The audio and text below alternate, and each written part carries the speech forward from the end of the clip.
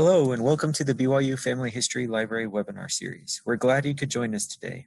I'm Bryant and I'll be your host for this webinar. Please make sure your microphones and web cameras are disabled during the presentation to provide for a smooth recording. If you have technical difficulties during the webinar, please use the chat box and I can address your concerns. You are welcome to use the chat box during the webinar for comments and insights. However, all questions will be addressed at the end of the presentation. Our upcoming webinars are next week on July 22nd, 2020 update, Basics of My Heritage, and on the 29th, the next week on Wednesday, a live family search Q&A with Catherine Grant. If you'd like to access a previous webinar, please visit our webinar index on our website or search on our YouTube channel. All of our webinars are recorded and uploaded by the following Monday for your convenience. We also post links to recordings and other updates on our Facebook and Twitter accounts. For today's webinar, we're pleased to hear from Rachel Derenthal, who will be giving a presentation on demystifying the FamilySearch Catalog. Rachel Derenthal graduated in 2011 from Brigham Young University with a degree in Middle East Studies and Arabic. Over the next few years, her interest in genealogy grew and she enrolled in the associate degree at Brigham Young University, Idaho, for family history research. Since then, she has gained experience working with ancestry pro-genealogists as an associate researcher specializing in the southern United States, Trace.com as a contract genealogist, and started her own genealogy company based out of New Jersey called Link Genealogy. Her company specializes in family history research in the tri-state area of Pennsylvania, New York, and New Jersey. And we're glad to have Rachel here. And if Rachel is ready, then we'll turn the time over to you. Hi, everyone. It's a pleasure to be here with you this evening, and thanks for joining me to talk about the FamilySearch Catalog. And this is one of my favorite research tools. To be honest, I use it every time I do research for my own ancestors or ancestors for a client. And I'm sure tonight we have a few differing skill levels. Some that maybe use the FamilySearch Catalog frequently and are just looking for tips on how to navigate it more smoothly. And some of you may have never heard of the FamilySearch Catalog. And tonight we're going to cater to both of you. First, we're going to do just general housekeeping, talk about what the catalog is, what you can expect to see, and just your first steps, things that you need to know before you dive in. And then we're going to do 3 live examples focusing in different counties of the United States and show you how to navigate different organizational methods that these counties used, using the same steps in each county and in each microfilm. And these are steps that you can take with you and carry to any record group that you are going to come across in the catalog. So, to start us off, what is the catalog? Well, the catalog describes all the holdings of FamilySearch, Family History Library, and some of the holdings of other family history centers. So when you go to the catalog, it will tell you what records are available for a given place, what format you can find these records, whether it's in microfilm, microfiche, or book. It'll tell you if it's digitized, if it's indexed, and basically how you're going to find the records. Now, for some, the catalog, and I know for me, when I first started researching, the catalog was intimidating. And so the way that I kind of came to terms with it that helped me navigate it more quickly is I thought of it more as just my local library. When we think of our local library, we're not intimidated by it. We know where the kids section is. We know where nonfiction, fiction, the study rooms. And that's across the board typically what you're going to find in a local library. It's the same with the catalog. It's organized by place. And so when you go into a county, you can expect similar organization, similar record groups and group names across every county, because that's the way that FamilySearch has organized their catalog. And all you have to be able to do is become familiar with how they have it set up so that you can go into any county, any section of the FamilySearch Catalog or of this library, and then pull books off the shelf that are relating to record groups that you think might answer your questions about your ancestor. So first thing you need to know is where they lived, because that's how the catalog is organized. So if you don't know what county they lived in, it might be difficult to zone in on specific records for your ancestor if all you know is the state. So you really want to try to figure out what counties they lived in or what counties they might have lived in. And if you can, figure out what city or municipality they lived in. Now, in the genealogy field, we use the term jurisdiction. And jurisdiction just means essentially what entities would have been creating records for my ancestor. There are a lot of entities at the county level that create records for ancestor for people. So county courts, the county clerk's office. And you'll see some of this also at the city level and then at the federal level.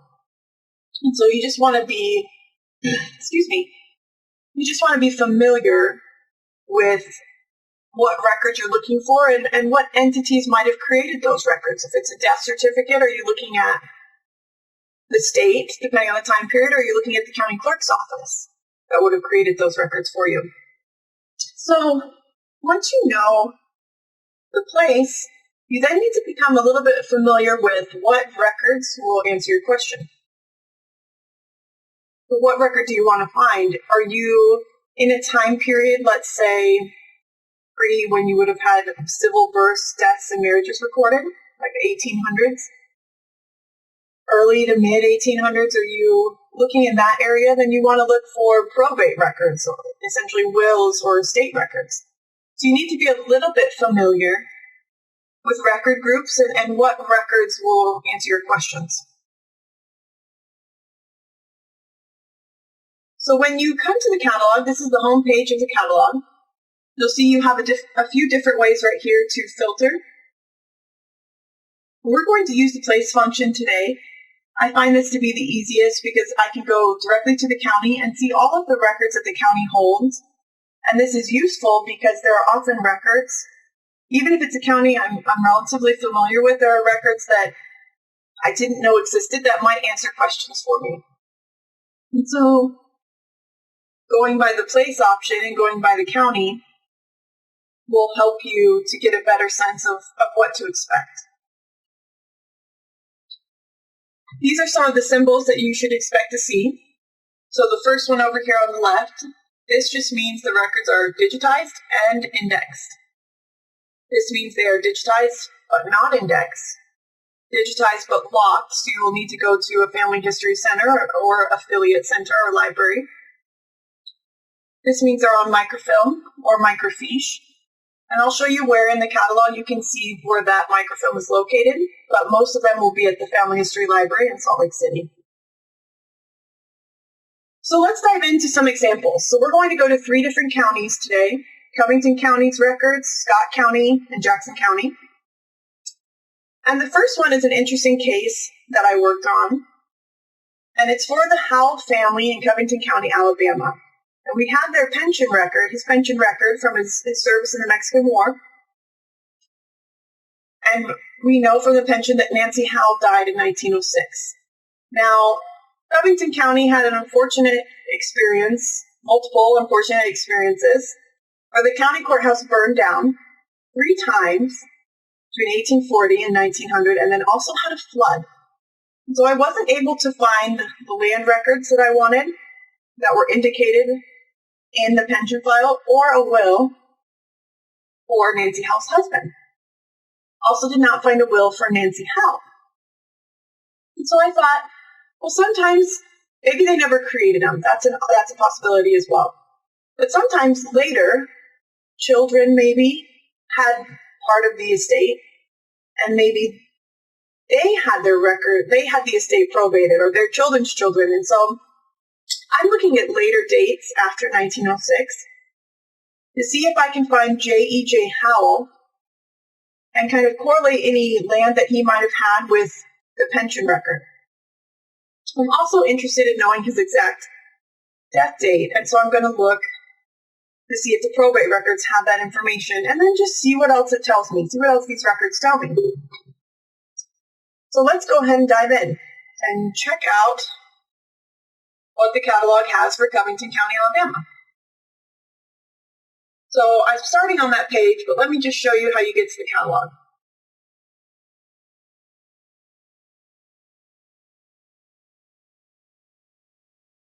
So you'll come up here to the search tab, drop down to catalog. Now you'll see again the filtering options, and we're just going to come here. We're going to, now something you should know is the way this search function works is it goes from largest to smallest. You would type in United States, Alabama, Covington, and it will pull it up for you. Right here, and you would click on that and search. The other option, and the way that I typically do it, is I'll go Covington, Alabama, without the United States, and it will pull it for you as long as you don't type county. If you type in county, it won't pull up anything, and I've had people that have done this and said, oh, I guess they don't have anything for Covington County, when in fact they do. We just have to make sure that we're typing it the way that the search engine understands. So now that we've got that there, click on it, and then we will click search. Now the first thing that you should know are the notes. And this is great up here because it could tell you if the courthouse was destroyed. It'll also give you information about parent counties. And when I say parent county, all this means is in 1821, part of Henry County was taken and formed Covington County. So if you have an ancestor that lived in Covington County, let's say in 1825, I would recommend that you then search Henry County because only 4 years earlier was that part of Covington County part of Henry County, if that made sense. And then once you've looked at the notes, you'll come down here, and at first it's like a kind of a jumble of information. But from here over really is just all that you put into the place section right here. So once you come in here more often, I don't even look here anymore. I know after the dash, that's what I'm interested in. Now these are in alphabetical order according to the record group. So you can see censuses, church records, general histories, land, probate records, vital records. Something to note here is this organization was created by FamilySearch, not by the county. So these are their chosen names for specific record groups, and they are common in any county. So if you're looking for a will or a state record, you're going to come down to the probate records. If you are looking for a marriage, birth, or death, you're going to click on vital records, and that's for any county. So we are looking for a will or a state record for the Howells, specifically for J.E.J. Howell. After 1906, we know he died in 1920, so it could be as late as that. And you'll come here, and I want you to imagine we've gone into the library, and now we're in the Covington County section of the library, and we're looking at some section headings within Covington County. And you can see here it has the author. So actually think of these as books you're pulling off the shelf. So you have an author, which is Alabama probate judge. Okay, so these are the original records sitting in the courthouse. And this only has 1877, and I'm looking for after 1906, so I'm not going to click on that. But this has the time range that I want, so we're going to click there. And again, go ahead and look at the notes. I would recommend this because this part, FamilySearch, is not determining the organization of the actual courthouse's records. The courthouse did. FamilySearch isn't just out to make our time and research difficult, right? This is just how they went in and microfilmed how the county had everything set up. And we are lucky enough that people have given us notes. FamilySearch gave us notes about the organization. So I would recommend that you read these to save yourself a lot of time and frustration. And you can see here that it's indexed in rough alphabetical order, and it gives you some other tips about how the county had these records organized. So then you're going to come down here and you're going to look. You can see these are notes about the microfilm, location of the microfilm, where they're located within that location, the number of the microfilm, digital number, and what format these records are in. And you'll see here These records are not indexed. So the first thing that I'll do is I'll come to notes and I'll see if there is a general index. And these are helpful because a lot of times each specific volume or given year of probate records will have an index at the front of it. But the general index will give you kind of a context of, if I'm looking for house, it will show me how many house and all of the different volumes there were and why they're in the probate court. Was it for an estate? Was it for a guardianship record? So I like to look at the general index so I can get an idea of, I only have to go to one place. I don't have to skip around books and their different indexes. I can go to one place and pull all the house for the county in a specific time period. So this is located at the Family History Library in the section of the library for the United States and Canada, the film there. It's the film number, so if you wanted to go to the Family History Library and pull this microfilm for fun, you could. You know the number now. And then this is really important, the item number. I can't tell you how often, and still sometimes I do it. I'll look and say, oh yeah, I want the index going in, without making sure I check to see if there was a section number. Because these microfilm have a lot of images. So if you don't know what section you're going to, you'll be in for a world of hurt and frustration. And then you'll come back and you'll be like, oh, of course, there was an item number. So make sure that you double check what item number this specific information is on. So let's look inside at the actual microfilm and these images. And when you first come in, you're going to get your bearings. You're going to figure out where the microfilm starts, where it ends, and patterns that you see.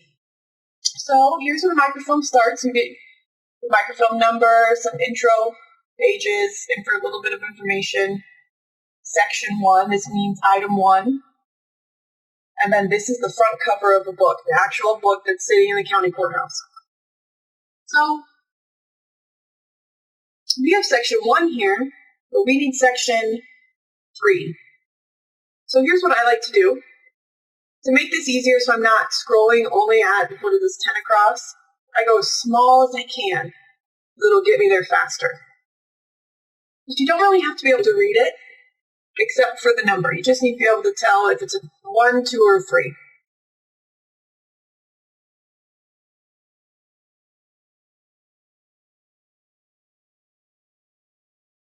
It's moving a little bit slower today. So we've got our 2.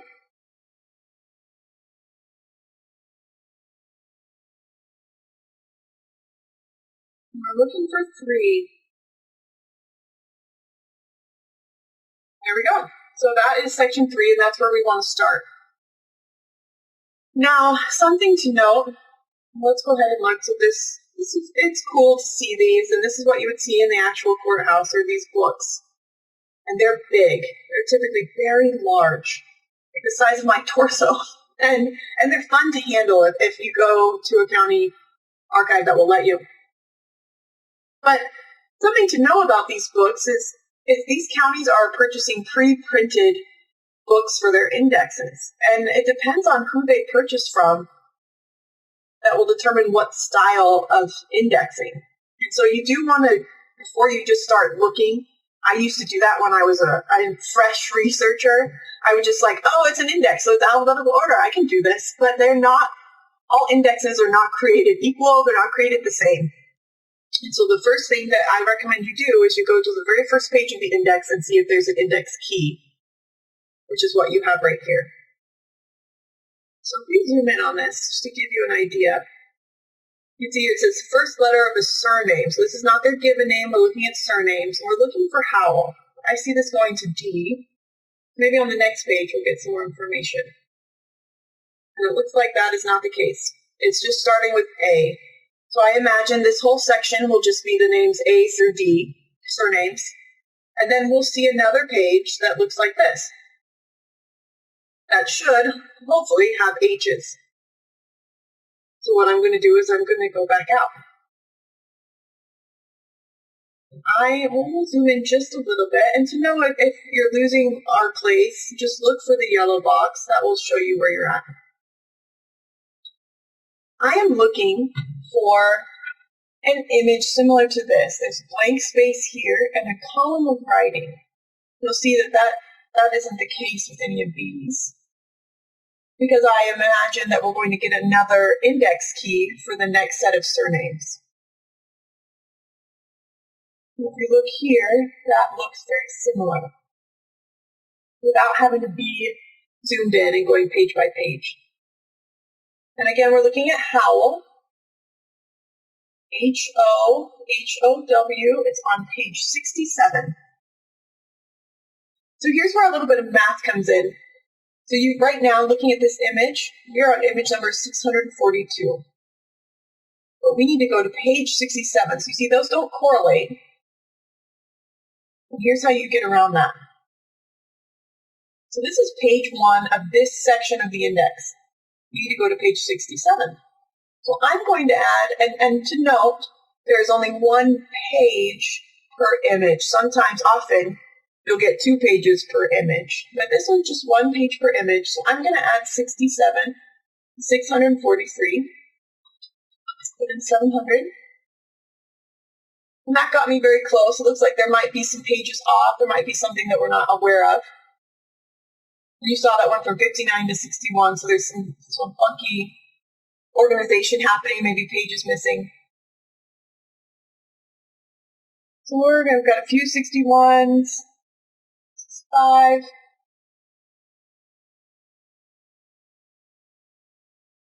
more 65, 67. Okay, so now we're in the right section where we need to be, and I'm looking for, again, J.E.J. Howell. Now I'll note here, we've got a Mary Elizabeth and Thomas Howell, and I know J.E.J. Howell had 6 siblings from the pension, but he was the only one named. So these could be siblings. And I would recommend, if you see, and you see that we have an E.J. Howell, then we have J.E.J., I would recommend, if you see anybody kind of close to each other on the page, and you're looking at probates, to pull them all, because they're probably related. And probate, like a probate, to probate an estate didn't necessarily happen within the year. It could take decades to probate, and that would also just depend on when the family chose to probate the estate. It could be costly.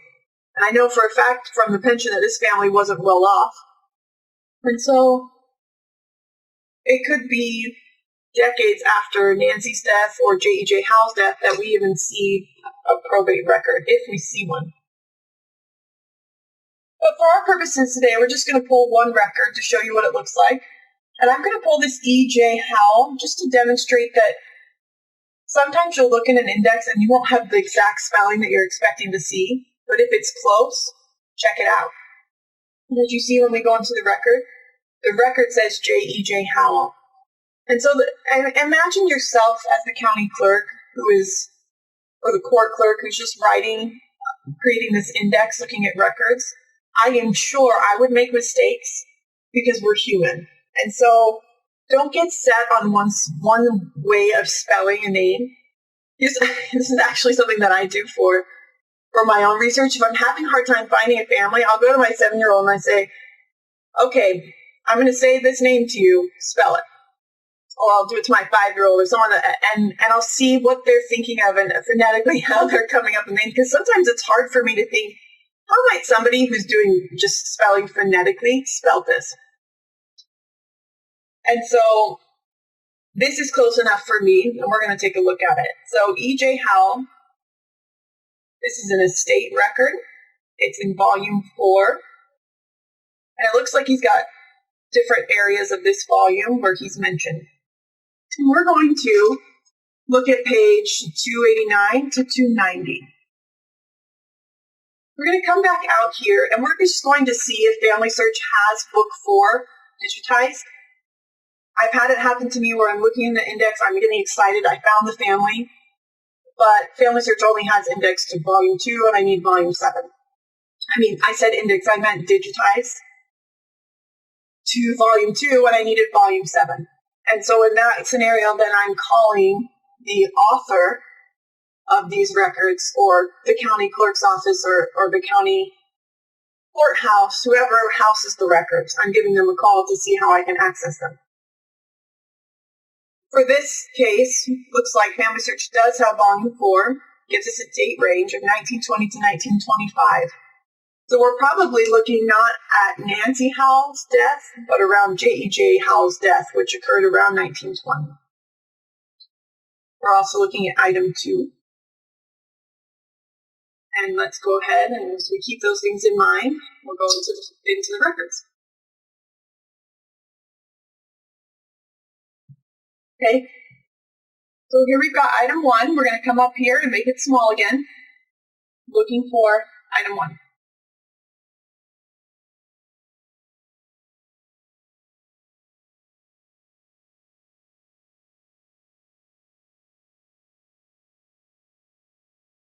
I'm looking for item 2. I apologize. And we're just going to make sure you've got volume 4 here. We do. And look at how cool this is. This is what you can expect to see when you go into a county clerk's office or the archives for a county. It's really, really a neat experience. And I would recommend, if you're into old books or historical documents, take a look. Make a visit. Plan a trip, because it's worth it. It is really fun. So I'm going to zoom back out just to demonstrate something. And again, when you come in here, you're going to get your bearings, and you're going to try to recognize patterns. This will help you navigate this much more quickly. If you'll note, these pages are blank. There's some columns of writing all the way through here until here, and then it's just page by page, it's full of writing. This type of setup indicates an index. So the volume 4 has an index at the beginning. So I don't need to go page by page there. I know the records start here. I'm looking for 289. I guess you could scroll down and just randomly start clicking. I would recommend you double check this is page 1. You see that there are 2 pages per image. So we need 289. So I'm going to split that in half because there are 2 pages per image. Gets us at about 145. I'm going to add 145 to 360, which puts us at about 505.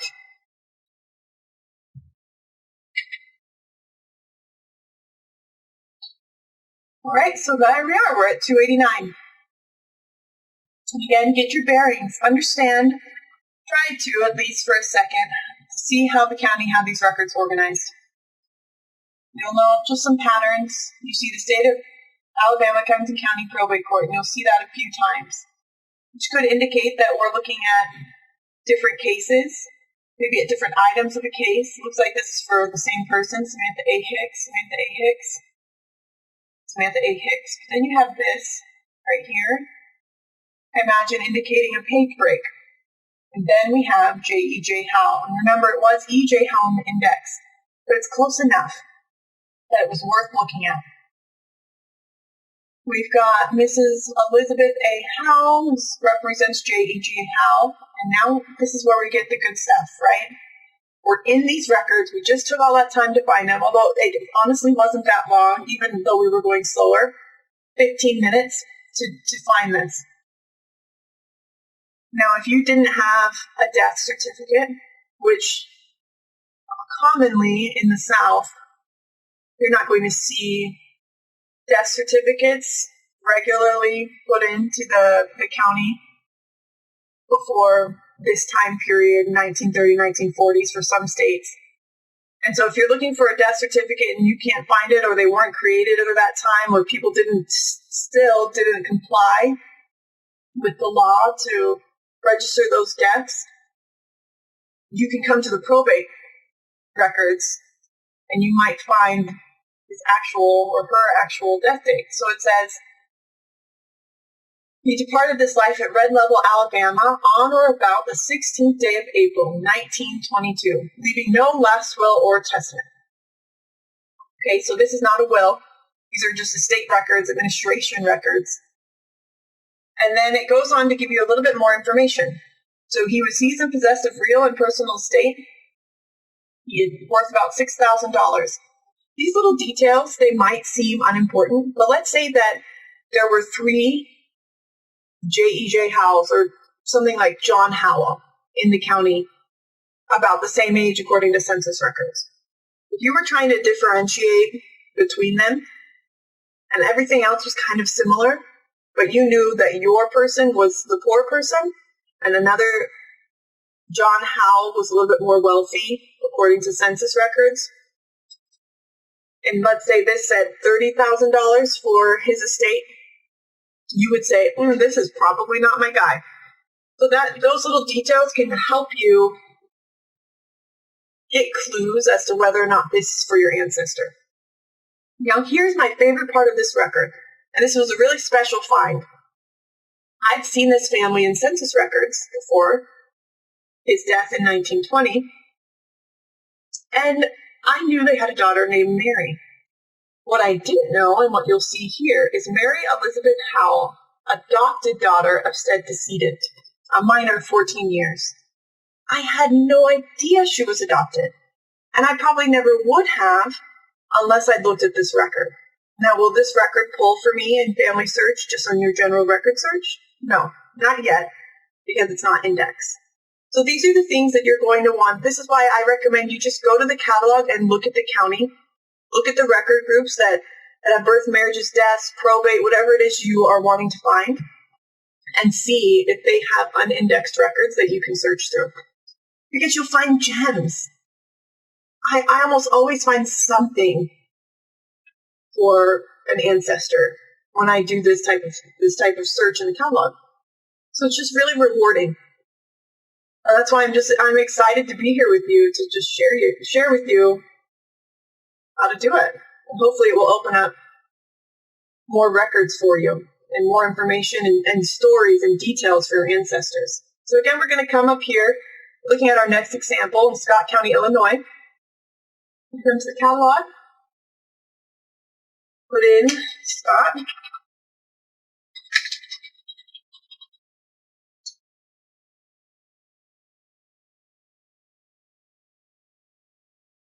And you've got your notes up here. It was created from Morgan County in 1839. We're looking in about 1891 for William E. McEvers.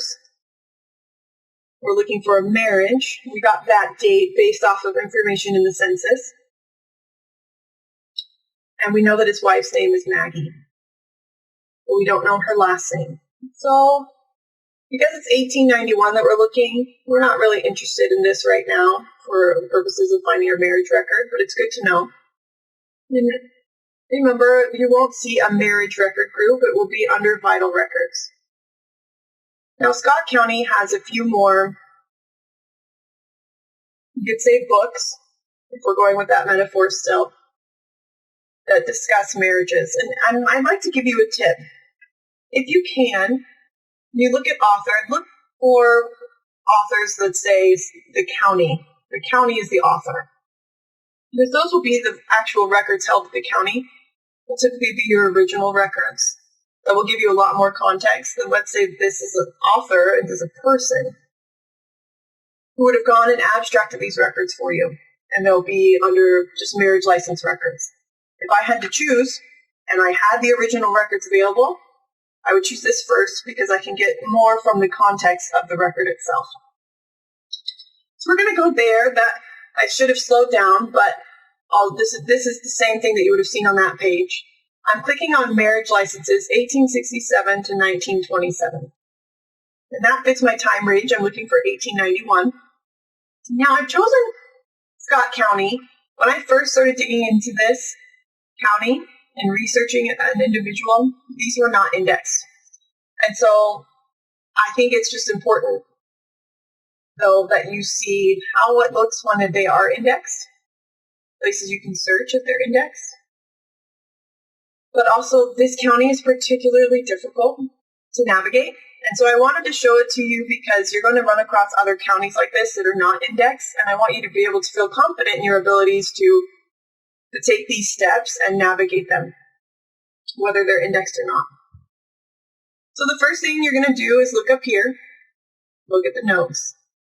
So it's telling you there's a misfiled roll, a roll of misfiled marriage licenses that are in chronological order.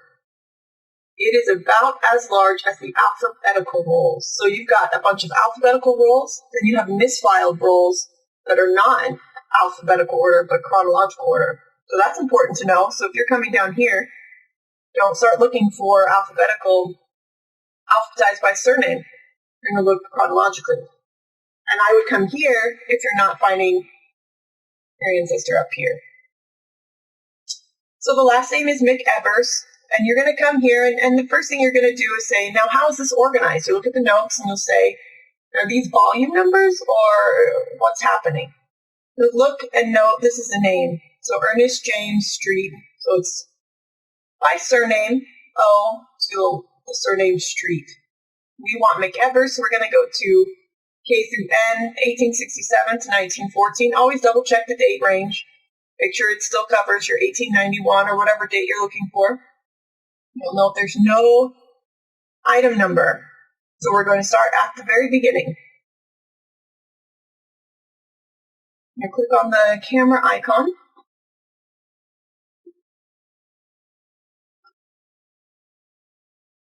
And now that you're here, get your bearings again. If you get nothing else from this presentation, first step is to get your bearings and understand what you're looking at. Because you come in here, you're looking not at books, but at loose papers, loose marriage licenses. So we now are a little bit more familiar with the beginning images for a microfilm that indicate that you're starting a microfilm. But what on here can tell you how to navigate or indicate the organization a little bit of this microfilm? Now you know that it's organized by surname, but there are a lot of surnames between K and N. So how can we find the N's quickly? You look here, this is a folder, and it has K on it. So that means that we can go and try to find the N folder. And that will help us to navigate a little bit more quickly. So we could stay here at the 10 pages across, but as you probably have guessed, I'm going to make it smaller. Now I'm looking for a clean blank page among these. And you see there's some similar, so we're going to have to pay close attention for a completely blank page with a letter at the top.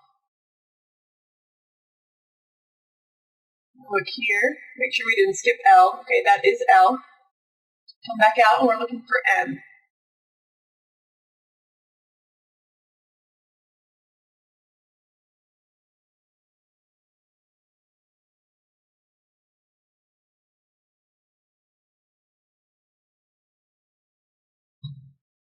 I believe this is M. It is. So now we are looking for McEvers, which will probably be towards the beginning, but you do not want to go into these assuming they're still in surname order. It might, now that you're in the folder, go chronologically. And the notes will probably tell you that, but just for practice, we're going to just double check. So you've got Geo or George McAllister, married about 1882. Well, married in 1882. This is for him again. Here we've got James McAssey, 1890.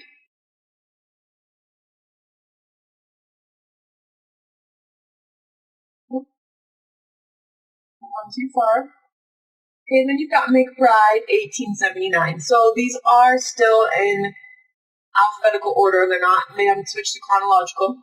Well, we're looking for McEvers. Now, just a tip, if you're looking at mix, there's going to probably be a lot of them. So I'm just going to scroll out, and I want to get a sense for how quickly we're moving through the McBride, the mix surnames, as I like to call them. Okay, well, McEvers here. So we went down a few rows. It's not moving too quickly. This is Byron McEvers. So I'm going to stick here, go over a few pages, and see if I can get closer. Okay, I've got a Thomas. Great, we're getting really close to William. Willis. Okay, well, William should be before that, but just to be sure, we'll go to the next person. Well, that's James McGinnis. So at this point in research, would you stop looking? What should you do? Now I'll give you some background again. From census records, the family lived in Scott County consistently. It doesn't appear that they moved. Land records don't indicate any movement. I'd imagine that they married in Scott County about 1891. You can see that there are records from that time period. So where could they be? I mean, maybe they married in another county, right? That's possible. Did anybody get their bearings when we zoomed out? Did anybody see the organization of these records that might clue us into why I'm not finding William? Thomas, Willis. So when you get your bearings, make sure that you can see the whole image. These are tricky. Typically, you'll see this rotated and you'll have a page here for a person and a page here for a person. But because I guess Scott County wanted to be different, and the way that they were microfilmed on top of each other. These are actually 4 different people.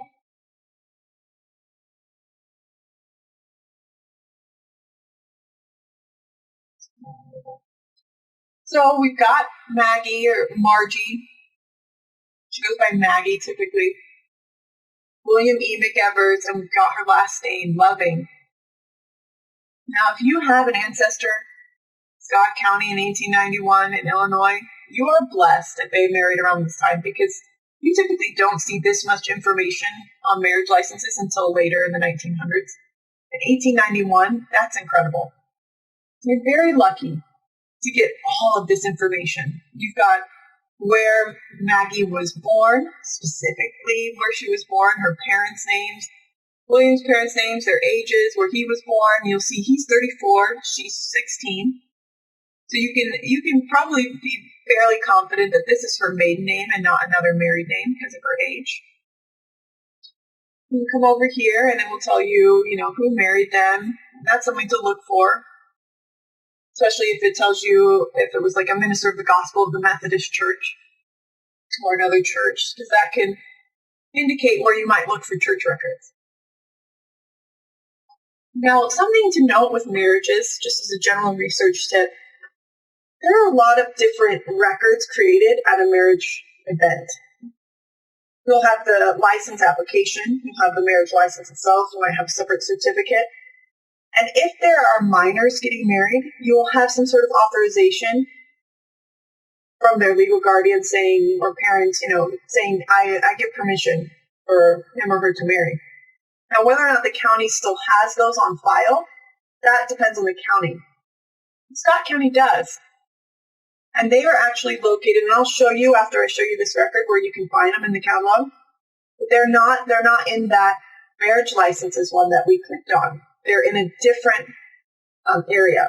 So I'll show you that. But I just want to just give you an idea about what you might find. Oh, actually got the wrong thing up. So I'll just find it really quickly.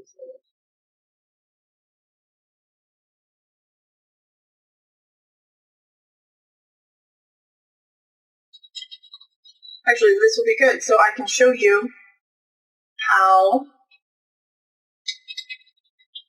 you can find these and where they might be at. So they will still be under the Vital Records record group. But you note here, this was Scott County as the author of marriage licenses. This is Scott County, the author of just general vital records. And that means that within these books, you'll have birth, marriages, and deaths. And you'll see an index to marriages, Book A. Now, how it spans, Book A spans microfilm, which is also why this is a complicated county to search through because of the breaks in the microfilm across books. So I'm just going to click here. Normally you'd go on the index, but I'm familiar with where it is, and for the sake of time, I just want you to see the types of records. So we're going to go to the index. Here's how you would do it.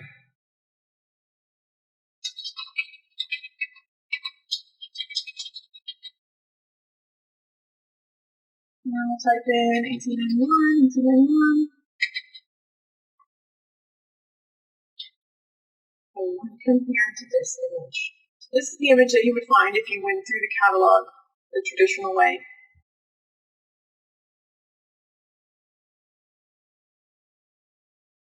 And these records are very, very cool because you're seeing the actual, not in our ancestors that we're looking at right now, but in some of the other ones, you'll get the actual writing signatures of family. How neat that is. It just adds just a little bit of that extra touch when you're writing the story of your ancestor's life. It's very, very neat to have something like this. And I've seen some that are very detailed. Like, this is my beloved only daughter. I love her so much. He goes on and on about how much he loves her and about how this man better take care of her and he's trusting her. And then in the end, she does give his permission. And so you can get some real gems if you're lucky enough to find these and if the county does still have them, which Scott County does. Now, what makes this even more important for your research is you'll note this is on the license, you didn't get the mother's name. Just her last name was Loving. This gives you her first name is Alice. And now she doesn't have the last name Loving. It's Oris, which indicates she's married. And if you didn't know that, then trying to track her down to the time when she might have passed away would be very difficult because you wouldn't know to look for an Alice Oris. You might be looking for an Alice Loving. And then you get some more information that Margie or Maggie Loving, she's a minor, she's 15 years old, that she has no father living or legal guardian. So that gives you some information. She's 15. This is her mother, not some other aunt or other relative. And her father died within the last 15, 16 years. And then you just get a little bit more information and she gives her consent. This is probably, looks like this was copied. Or maybe the county clerk himself wrote this out and then she signed it. Told him what to write. But this is great. And finding these original records is what digging into the catalog is all about. Because now we've got a lot of different leads, other places to look, a range for when her father might have passed away, and her mother's new married name.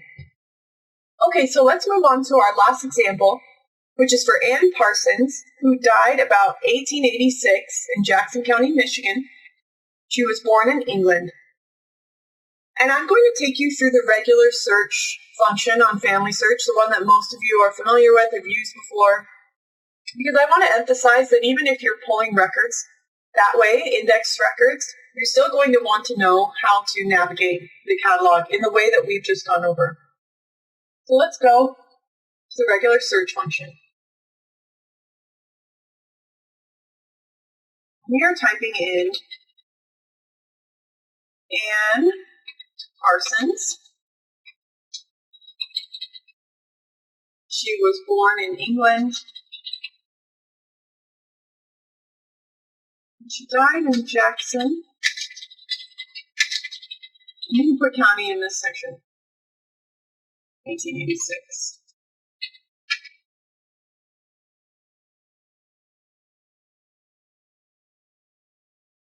It looks like Ann Parsons, born in England, died 1886, Jackson, Michigan. That looks right. We've got a good index here, gives us a lot of information. And at this point, you might say, well, that's good, that's great. There's no image. You don't see the images typically here. But I want you to take a second and read the blue box if you see this. Because this record came from this set of images. You will need to look through several images to find this record. Now, why is it important? Because there's going to be context in these original records that you're not going to get from an index. Additionally, this image, because I'm familiar with them, will show you the cause of death as well, that you won't get from the index. I rushed that. Before you just jump in, something you should know is there's a section called document information. You go here, you look at the reference ID. This is volume B, page 5. And now we're experts, right? We know how to navigate to different books and different sections. We're looking for book B. Now, we don't have a specific section number of the microfilm. This is going to take us directly to the first page, first image, you can see up here, of the microfilm. So to get our bearings, let's click on this first book. You can see it's a book spine and figure out what book we're at. Okay, that's book A, Record of Deaths. Looks about the right timeline. So we're in the right spot. We need to find book B. So go ahead and minimize. Looking for it's going to look similar when it pops back up. A black image, you see a spine of a book. That's what you're looking for. Okay, well, this looks like some indication of maybe a new microfilm, but I don't see a book spine, and it actually says continued. So you're still looking at book A right here.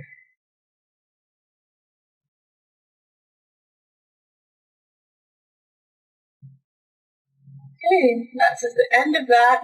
Starting a new one. Let's make sure this is book B. Record of Deaths, 1886 and 1901, book B. I actually didn't need to zoom out because, remember, it's page 5, so we could it's close enough, you can just click some pages over until you get to page 5. Luckily, Ann Parsons is at the beginning.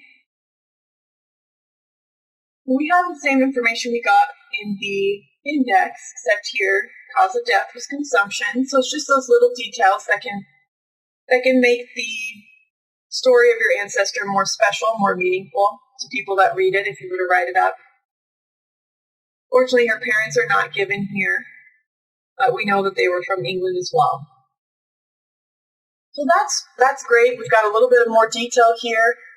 But now there's something particularly important to Ann Parsons' family that's also on this page. Can anybody spot the additional detail that can open up new information about the family that is on this record that we did not just look at?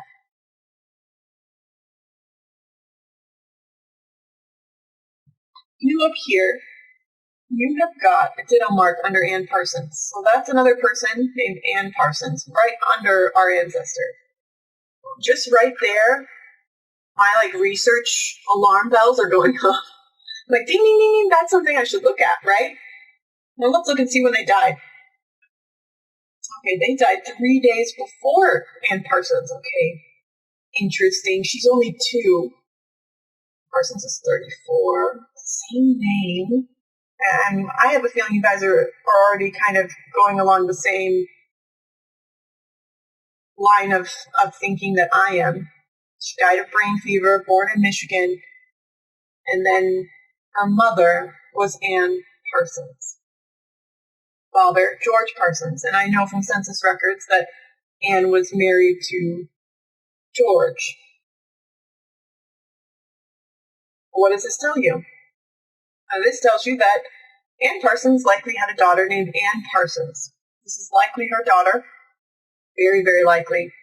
You might want to see if you can verify that with other records, but that could be difficult. And this is what makes this line and information very special. You'll note this Ann Parsons was only 2 years old in 1886. So she was born about 1884. Well, the censuses go from 1880. There's one in 1890 that was destroyed. The next census isn't until 1900. So she's born in between census records. And you might have discovered that she existed, maybe looked at cemetery records, or there was another family, maybe a family Bible, some other record that indicated that she existed. But if you didn't have those, this record might be the only place that you know that would tell you that Ann Parsons had a daughter named Ann Parsons. So you've just added a child and given a name to this child who might have gone unnoticed for indefinitely until somebody looked and understood the context clues of the original image. So that's why I recommend, if you're looking at an index through your general search and it gives you the option to browse images, find that image if you can, because you never know what the context clues can tell you about your family member. And that's it for our examples. Let's do just a brief run through of just 10 steps for the successful hunt in the catalog. So first, identify jurisdiction or the place where your ancestor lived. Second, determine what record group will tell you the information you need. Do you want death information? You're looking at probate records or vital records. Then you're going to type the place of interest into the catalog search function.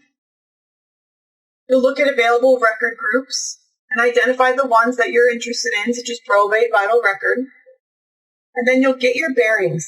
You're going to understand the lay of the land, right? How are these records available? In what format are they available? Are they online, microfilm, index? Are they a book? And then pay attention to the film number. Is there an item number listed or not? What do the notes tell us? Just basically get your bearings. Understand what's happening. You'll click on the camera icon.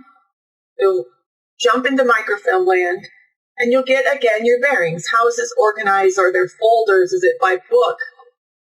Does it list section number? And then you'll find your record, and sorry about that. And then you'll download the record. Now, typically, records have indexes online on FamilySearch, but sometimes there's no index. But if there's no index, you can, I don't want to give a percentage, but often they're organized in some consumable way, whether that's alphabetically, by surname, by given name, by date. And so if you know the person's name, full name, you know about when they lived in that area, then you can typically find these records and search them successfully. Although without an index, it might take you a little bit longer. Keep doing that. So the last thing that you want to do is if it's a particularly difficult group of images, no clear organization, you can't find an index, go ahead and give the author that you saw in the catalog for that record group, give them a call. And just do a quick Google search for Scott County, Illinois probate court. And then give them a call and see what they have. See if they have an index. I'll give you an example. I actually went to this county. It's a nearby county to me out here in New Jersey. And I was looking at old court records, the quarter session records. And the index for this particular book wasn't online. And so I went over to the county and I spoke to a person. Now, this county has two rooms. They have an archive room and then they have a more modern records room. And I spoke to just a general person at the desk and they're like, well, because I tried to find the index on my own. They let me go in and I was looking and I couldn't find it. And the actual book didn't have an index in the front. And she said, well, if it's not there, I don't know if we have it. So you can go and check the more modern record room and talk to the archivist. So I did, and she said, oh, well, the reason you didn't find it in the archive room is it's in the modern records room, where we keep a large general index of all court records, not just quarter session. And so then I was able to navigate these records fairly quickly. And I probably could have just called and asked to speak to, and I recommend to speak to the archivist or the county clerk, because they'll have a better knowledge of the records than maybe the receptionist might for the office. But the point of the story is, if it's particularly difficult, don't pull your hair out trying to figure out how these are organized. Give the county or whatever entity is housing the records a call, because they have people that work in them every day and could help navigate them for you. Does anybody have any questions? Any feedback? If you do have feedback, I'd love to hear what you thought. Ideas for future presentations, things that I can improve on. Go ahead and just shoot me an email here. I'd love to hear from you. And that's it. Thank you so much for taking the time to listen to me talk about the FamilySearch Catalog. Brian, do we have any questions? Awesome. Thanks, Rachel. Yeah, if anyone in the audience has any questions, please post them in the chat box. It looks like we do have one question from Kathy. It says, I'm assuming you can't find any information about trusts. Am I correct? Oh, define trust. What do you mean by a trust? Like, yeah, define trust for me. What specifically are you wanting to find? All right. While we wait for Kathy to respond, should we move on to Sure. another question? All right. Sorry, Kathy. Okay. Oh, actually, Kathy just responded.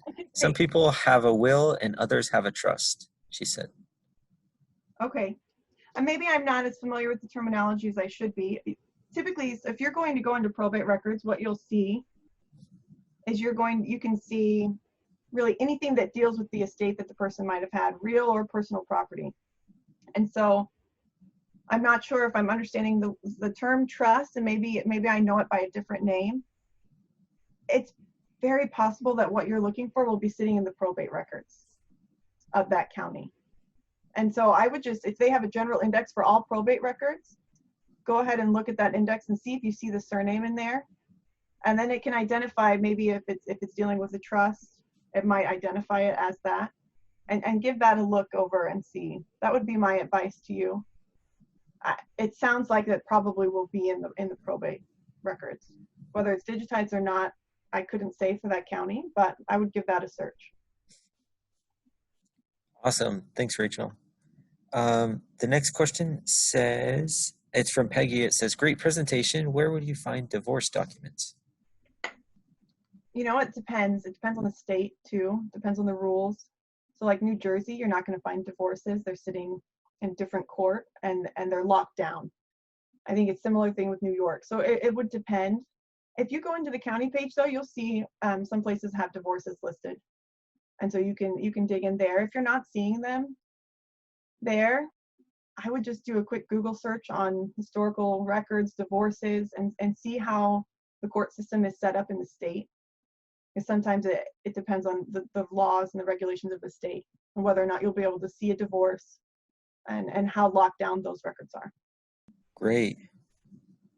And if anyone else has any questions, please post them in the chat box. We'll give about another minute. Thanks everyone for your comments. I'm reading the messages. You're kind. And it's interesting. I clearly need to go brush up more on what trusts are and understand the terminology a little bit better as well. So thank you for that. It looks like there's another question. It's from D, and it says, how do you find a record that is on Ancestry? Oh, that's another presentation all on its own. and I'd be happy to do one at a later date. Yeah, that would take some time. Look out for that. That's something that maybe I can do later. And there might already be one. I'm sure Bryant probably knows if there's one that's already been done that might be good for you to go look at.